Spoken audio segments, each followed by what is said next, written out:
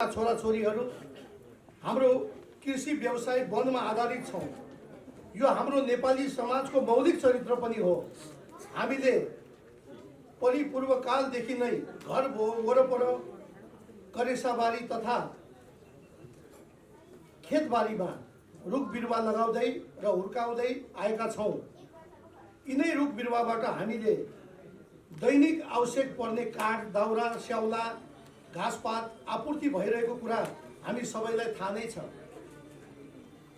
यसर्थ निजी वन वा तपाईहरूको शब्दमा भन्ने हो भने पारिवारिक निजी वनले हाम्रो जीविकापार्जन महत्त्वपूर्ण योगदान पुर्याएको छ।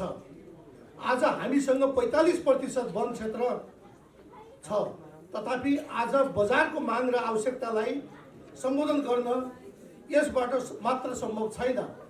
बजारमा आपूर्ति भइरहेको काठ दाउराको महत्त्वपूर्ण हिस्सा तिनै निजी वनबाट आइरहेको छ।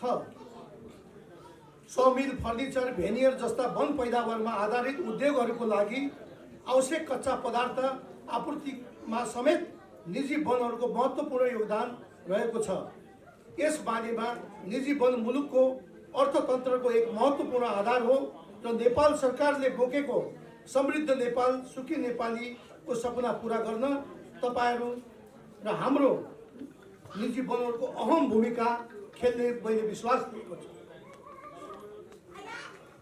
पूर्व मेचीदेखि पश्चिम महाकाली र हिमालदेखि तराईसम्म मैले विभिन्न ठाउँहरूको भ्रमण गर्दा धेरै ठाउँहरूमा मानिसहरूले आफ्नो निजी जग्गामा रुख लगाएको देखेको छु। कतिपय कृषक दाजु भाइ दिदी बहिनीहरूले त्यही रुख बेचेर आफ्नो घर खर्चहरू व्यवस्थापन समेत गरिरहेका छन्। यी निजी वनलाई उद्यमसँग जोड्दै यसको विकास र विस्तार गर्न सके अझै समृद्धि हासिल गर्न सकिन्थ्यो भन्ने लाग्दछ। निजी वनको सन्दर्भमा विगतदेखि मेरो चासो रहेको थियो। मैले यस मन्त्रालयमा पद बहाल गरे पश्चात यस विषयमा झनै रुचि बढेर गएको छ। निजी वन प्रवर्धन गर्दै हरित रोजगारी सिर्जना गर्नु सके हाम्रो किसान दाजुभाइ दिदी बहिनीहरू विदेशिनु पर्ने थिएन। यस किसिमको वातावरण तयार गर्न म तपाईहरू सबैको सहयोगको अपेक्षा राखेको छु।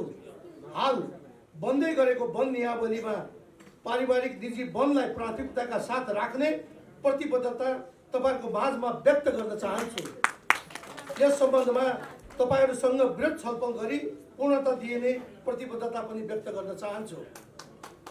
हिजोको दिनमा म जनताको प्रतिनिधिको रूपमा विभिन्न ठाउँमा पुग्दा निजी वनको काठ दाउरा कटानी के जटिलता भएको, व्यवहारिक कठिनाइहरूलाई परेको र सबै जनता कानुनी प्रक्रियाप्रति जानकार नभएका कारण धेरै दुःख भोग्न परेको गुनासोहरू सुन्न गरेको थिए।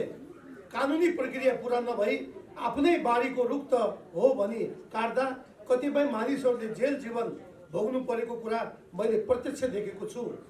यस किसिमको परिस्थितिका कारण कतिपय हाम्रा सिधा साधा गाउँलेहरूले रुख पाल्नु भनेको दुःख निम्टाउनु हो समेत भन्ने गरेको सुनिन्छ। यसकारण निजी वन पैदावारको काठ कटान, ओसार पसार, बिक्री वितरण तथा उपयोग सम्बन्धीको कानुन व्यवस्थापनलाई थप सरलीकृत गर्दै किसान मैत्री बनाउन म पहल कदमी दिनेछु। आगामी दिनमा निजी वन हुर्काउँदा कसैले दुःख नपाउने गरी कानुनी प्रक्रियाहरूलाई व्यावहारिक बनाइनेछ र निजी वनबाट बढीभन्दा बढी मानिसहरू लाभान्वित हुने अवस्था सिर्जना गरिनेछ। आगामी आर्थिक वर्षको बजेट तथा कार्यक्रममा सरकारले निजी वनको प्रवर्धन विशेष कार्यक्रम ल्याउने विश्वास समेत म दिलाउन चाहन्छु। अरू व्यवसायहरूले जस्तै निजी वन उद्यमीहरूले पनि सहुलियतपूर्ण ऋण पाउनुपर्छ भन्ने मान्यता राखेको छु। यस कुरालाई साकार बनाउन मैले सरकारवाला मन्त्रालय तथा निकायसँग आवश्यक अन्तर्क्रिया गरिरहेको छु। हाल तराई, भित्री मधेस र मध्य पहाडी विभिन्न जिल्लाहरूमा ठुलो सङ्ख्यामा र क्षेत्रफलमा सालका निजी वनहरू रहेको छ। मन्त्रालयमा कटान र बिक्री वितरण अनुमतिका लागि धेरै निवेदनहरू पनि परेका छन्। यसले आजको बजारलाई सम्बोधन गर्दा ठुलो टेवा पुग्ने देखिन्छ, तर मन्त्रालयले विसम्मत 2058 सालमा व्यावसायिक प्रयोजनको लागि कटान ओसार पसार र विदेशी निकासी गर्न साल प्रजातिलाई प्रतिबन्ध गरेको रहेछ। मन्त्रालयले तत्कालीन समय परिस्थितिलाई मध्यनजर गरी उक्त निर्णय गरेको हुनुपर्दछ भन्ने मलाई लाग्छ। तर वर्तमान अवस्था बदलिएको छ। यस सन्दर्भमा हामीले विरत छलफल गरी अगाडि बढ्नु पर्ने देखिएको छ। यस सन्दर्भमा विज्ञ सम्बन्धित निकाय र सरकारवाला किसानहरूसँग छलफल गरी सकारात्मक निचोड निकाल्ने सोच राखेको छु। अन्तमा निजी वन पारिवारिक सङ्घले आगामी दिनहरूमा निजी वन विकासमा आफ्नो सदस्यहरूलाई आकर्षित गर्ने र किसानलाई गुनासो तथा पीर मार्काहरूलाई सम्बन्धित निकायसम्म पुर्याउन महत्त्वपूर्ण भूमिका निर्वाह गर्नेछ भन्ने अपेक्षा सहित यस कार्यक्रमको पूर्ण सफलताको शुभकामना व्यक्त गर्दै र आज अन्तर्राष्ट्रिय नारी दिवस पनि भएको हुनाले म देश विदेशमा रहेका सम्पूर्ण आदरणीय